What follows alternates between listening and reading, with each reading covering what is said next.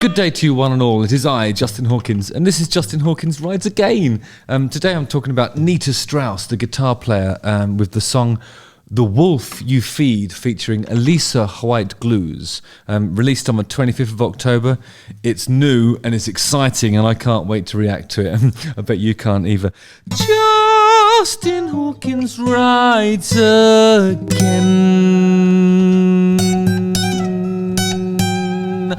Again.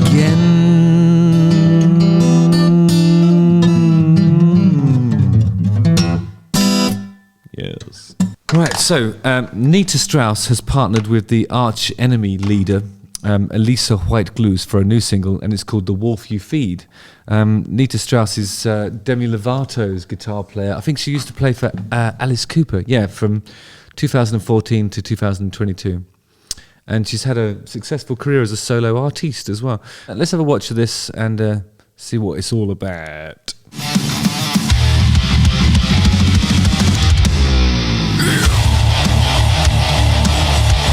Fucking hell, this thing is awesome. I already love it. Oh my God. My producer warned me that the vocalist of this thing looks exceptional because of her vegan diet. And I can confirm that. She looks lovely. She looks ever so nice. Her skin's all fresh and clean and no visible pimplage. Not that that's a deal breaker for me, but it's nice to see. I love that bit. Oh,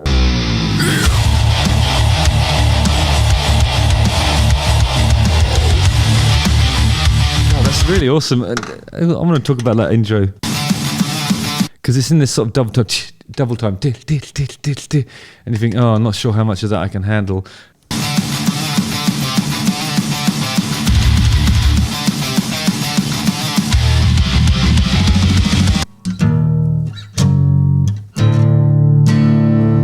That's cool.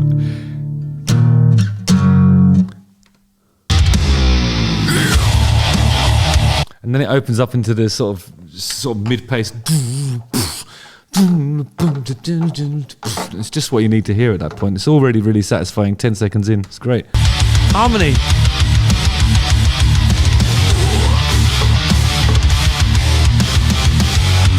Lingering looks and all that sort of stuff. We're not going to talk about the lingering looks. No need.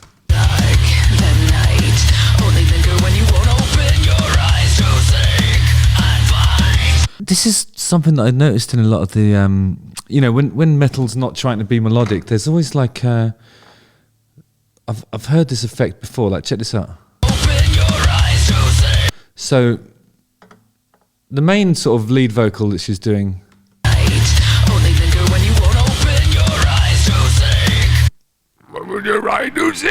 but then some other sort of extra voices around it in the production. Sort of whispering along or throatily kind of gargling along to it. Panned hard right. I said hard on. Hard. No, I wasn't. That's not. I mean, within the stereo image, there's at least two extra voices there, and I use extra voice deliberately. Extra voice is something that's used in clairvoyance, isn't it? It's to describe when your voice changes its characteristics because of the spirit vessel, the spirit that you are being a vessel to, it can change your voice, and I think it's called extra voice there. So I very deliberately used the expression extra voice because I think it's supposed to sound like demons speaking through her. She's doing the main one down the middle. She's got all the demons as well. They're all up there sort of saying stuff to her, I think.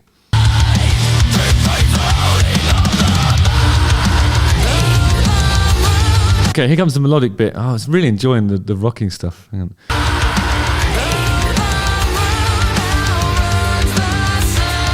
There's a lot of variety in her vocal delivery. She's got a bit of stuff and also this kind of more melodic-y stuff. Could be two different singers.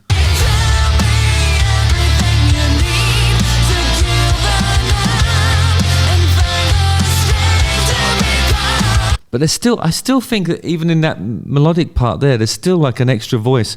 But they've definitely sort of calmed those guys down a little bit, but they're still doing it. Just right in the distance.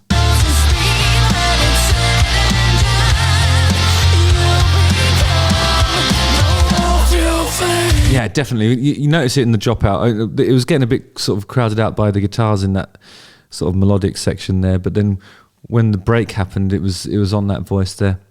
So at all points during this vocal performance, it seems to be bolstered by at least 2 actual demons that have been conjured from the depths of hell itself, to just to sing in unison, really, as best they can.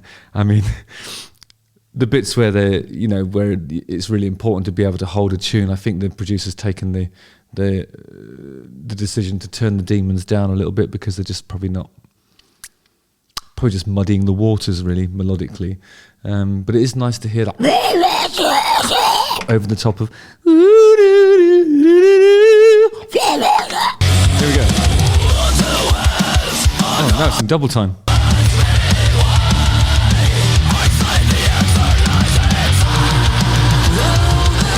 I like the way the whole video changes into sort of, in terms of its aesthetic, into lovely gilded chairs and white dresses.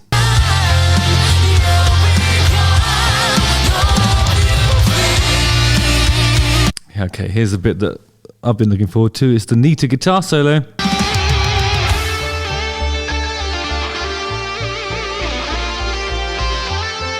Okay, this is one of those guitar solos which sort of seems to follow the melody of the melodic part.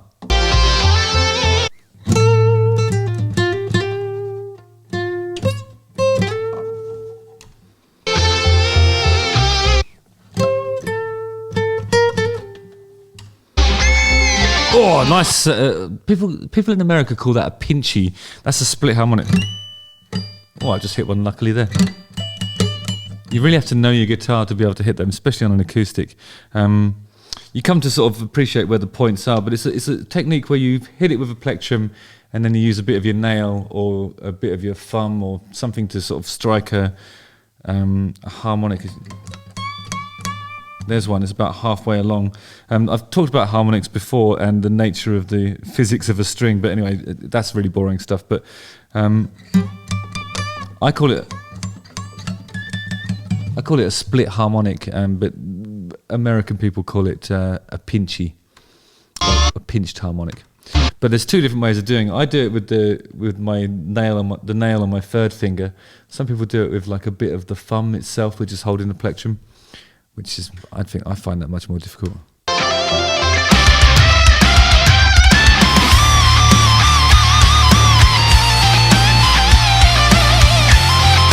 There's a little bit of slash in some of her playing, and like there's sort of some of the melodic choices that she makes. But then when you hear that sort of vibrato technique, it's very much metal. But maybe I'm just thinking slash because it's sort of, it's reminding me a bit of the November Rain solo somehow. Oh, maybe and also wearing wedding dresses. Yeah, it's just got a bit of November Rain about this section here. I don't know why I'm not able to say rain. I'm sort of saying rain. November Rain. Mm-hmm.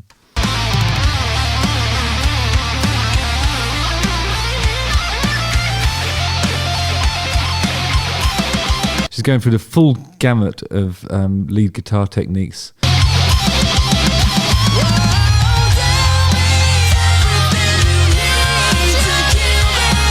Was that a key change there? It went a bit weird, didn't it? There's all sorts of sweep picking. There was obviously the pinch harmonics from earlier. There's a weird thing she's doing over here where she sort of seems to be dampening the thing and then do and relying on hammers and slides to perpetuate the playing with no visible kind of striking of the strings, and then it goes into this weird sort of, feels like it's going to be a key change, but then I'm not sure if it actually is. I've got hurt feelings, I've got hurt feelings, I've got hurt feelings, I've got hurt feelings. It's the same chord sequence as that Hurt Feelings song by the Flight of the Conchords. I got hurt feelings, I got hurt feelings. I feel like a prize asshole, no one even mentions my casserole. And then within that solo,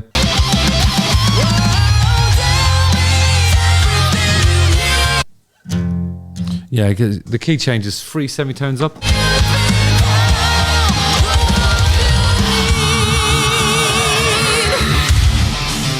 it goes back to D. Yeah, so it goes back down again after that after that chorus that happens after the solo, which is 3 semitones above the original key. It then goes back down to the original key. I love this bit.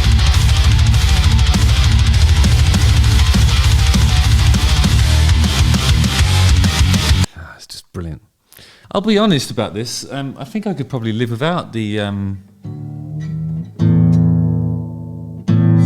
more melodic stuff. I love it when it's rocking. It's just so awesome because it's. I mean, the tempo is obviously more or less linear throughout, but the drums go from double time to half time to middle time, and when it's in middle time, it's really satisfying.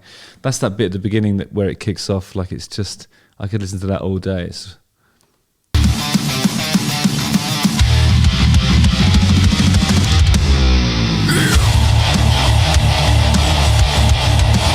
That groove is awesome, and then the stuff that's half time, you sort of you can live with it, but for me it's all about that bit there.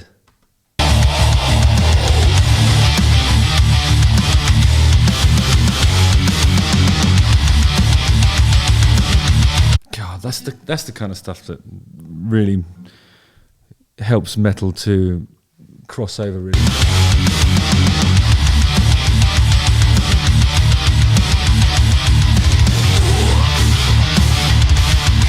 So when it gets to that slow stuff, and then all of the sort of momentum and the activities happening in the kick drums. No.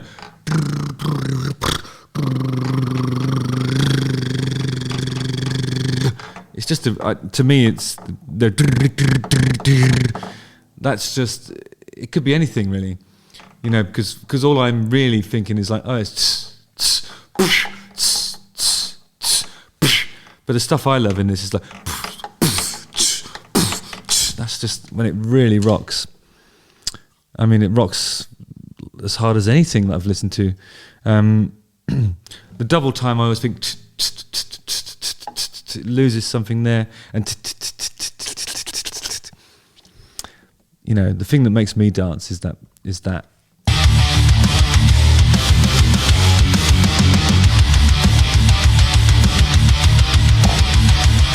But that's the difference. I think when I dance, I'm like circling. But really, my head's. I don't know how to put this. Really, the circle that I'm making could be. You could lay the circuit of my head on a table. No, what am I talking about? Because I'm going like this. And then. I think when it gets to the double time bit, your only recourse as a sort of person that's using their head to demonstrate an enthusiasm for the music, you end up like this. When you're doing this, it's like. I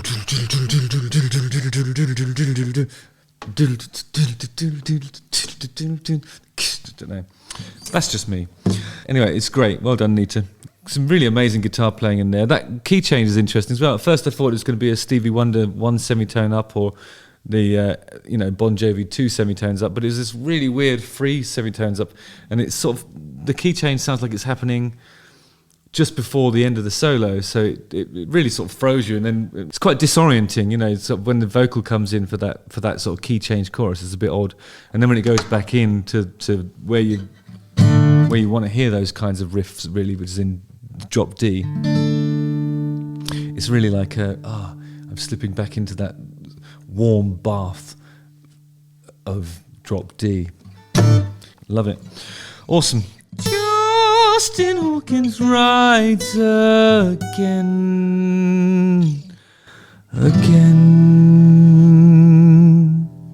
Don't forget to like, subscribe, hit the bell for notifications, and watch one of these 2 videos.